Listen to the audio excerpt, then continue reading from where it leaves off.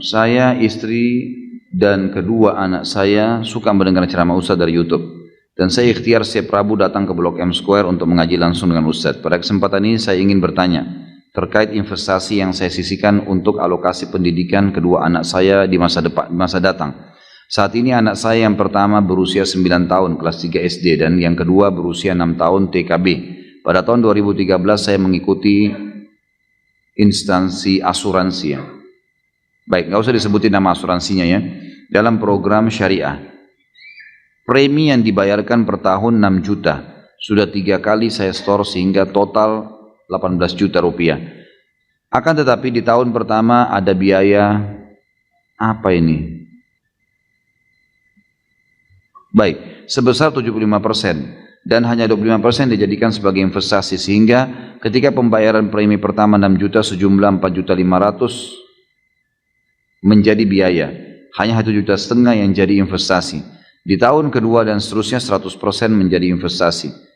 Singkat cerita, dari 18 juta yang sudah di store, hanya tinggal 10 juta dana yang tersedia sekarang. Dan itu pun kalau sekarang dananya saya tarik, ada biaya pembatalan polis sebesar 70%. Sehingga hanya akan ada sebesar 3 juta rupiah. Kalau asuransi syariah ini saya tutup sekarang. Jadi ini asuransi syariah ya. Pertanyaan, bolehkah saya lanjutkan pembayaran premi ini 5 kali lagi sampai tahun 2020 agar tidak terkena biaya pembatalan polis? Padahal sekarang saya ragu kenapa asuransi syariah ada biaya-biaya seperti ini. Tentu saja boleh ya. Kalau misalnya mau dilanjutin karena dianggap mudarat lebih besar, boleh saja. Tetapi ini sudah bukan asuransi syariah. Dan dari awal saya bilang subhanallah, asuransi ini nggak ada yang syariah ini. Susah mau disyariahkan. Ini kalau asuransi syariah begini, kalau orang batal polis kena 70%, ini zalim ini, gharar, double gharar malah. Ini kalau ada bahasa lain luar biasa. Dan teman-teman sekalian, berhenti asuransi, berhenti. Nggak usah berasuransi ini teman-teman. Maaf saya bahasakan ini. Karena ini selalu ditanyain berulang-ulang. Asuransi itu hanya menjanjikan hal yang tidak terjadi mayoritasnya. Nanti kalau tabrakan, nanti kalau rawat nginap, nanti kalau anak anda sudah dewasa, kalau mati sebelum dewasa. Kalau besok kita mati sekeluarga, kita nggak tahu. Atau asuransinya yang habis semuanya, kena bakar, hangus, dan seterusnya. Untuk apa teman-teman sekalian? Untuk apa? Mayoritasnya semua mendapatkan keuntungan. Asuransi ini perusahaan yang besar untungnya di dunia, gitu kan? Karena memang dari sekian banyak orang yang klaim, berapa orang yang klaim? Coba antum lihat, sedikit sekali yang klaim. Dan berapa banyak orang dari zaman dulu miliaran manusia tidak ada asuransi hidup. Kenapa antum kayak ketakutan? Jadi yang dijual jasa ketakutannya, gitu kan. Nanti kalau begini, nanti kalau begini, nanti berapa kali telepon saya tuh, telepon datang, minta waktu, luar biasa dikejar-kejar. Begini, begitu, begini. Saya bilang saya nggak ikut. Kenapa Pak? Haram dalam agama. Hanya saya bilang begitu. Haram. Oh ya haram ya Pak. Iya. Assalamualaikum ditutup semuanya. Habis sudah dibilang saya nggak mau ikut. Kenapa Pak? Kenapa Pak? Dikejar terus. Nggak bisa. Allahu a'lam. Tentu kalau antum mau, kalau ini penanya ini mau sekalian melepaskan diri sudah aman, ya udah tarik aja. Dapat 3 juta ya sudah, apa boleh buat? Apa urusan dia mau melakukan perbuatan itu? Dan asuransi tidak ada hubungannya dengan investasi teman-teman sekalian. Tidak ada hubungan sama sekali. Apa hubungannya asuransi dengan investasi?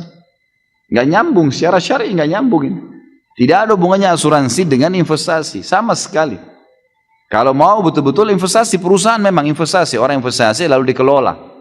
Tapi kalau dia masuk asuransi dengan jaminan memberikan nanti kalau sakit, nanti kalau anaknya dewasa, nanti kalau begini, kemudian dengan alasan investasi dana nggak nyambung, nggak ada tali penyambungnya gitu.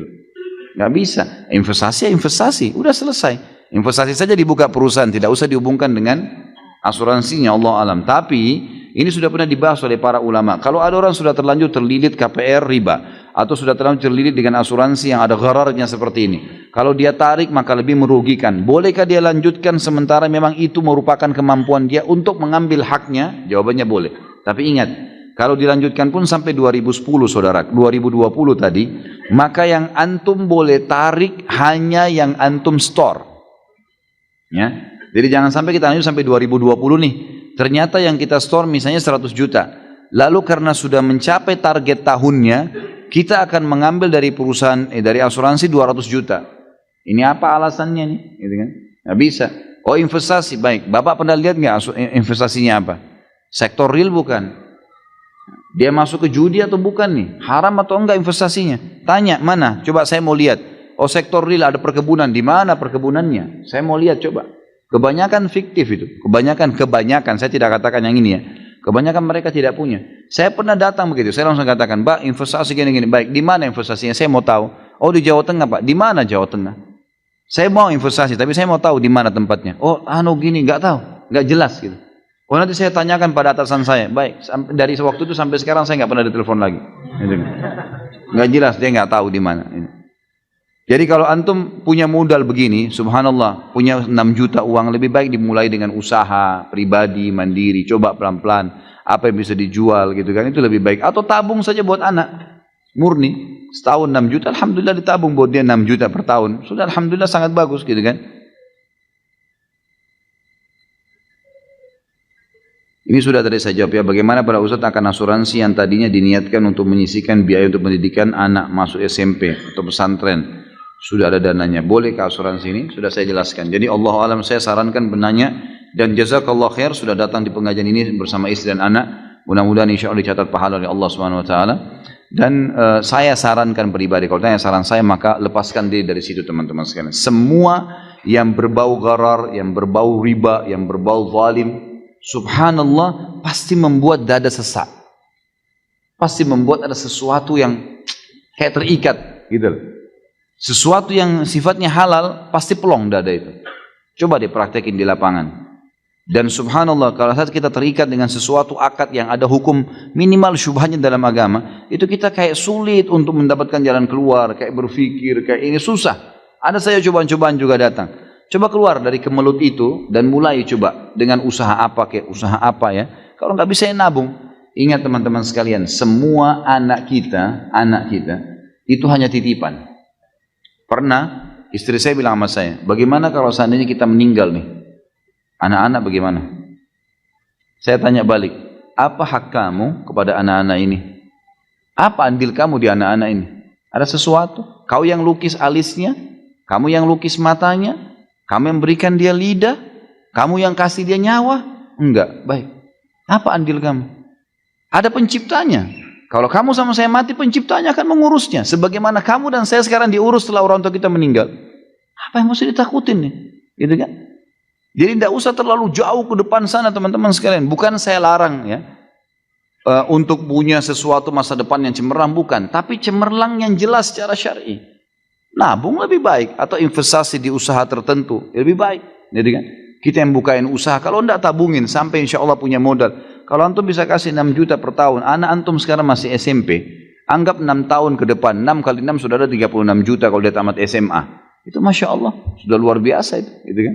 Mungkin bisa bantu biaya sekolahnya, ataupun mungkin dia nanti bisa dipakai sebagai modal, mulai dia berusaha masuk pasar, dia coba kenal dan seterusnya, itu lebih baik.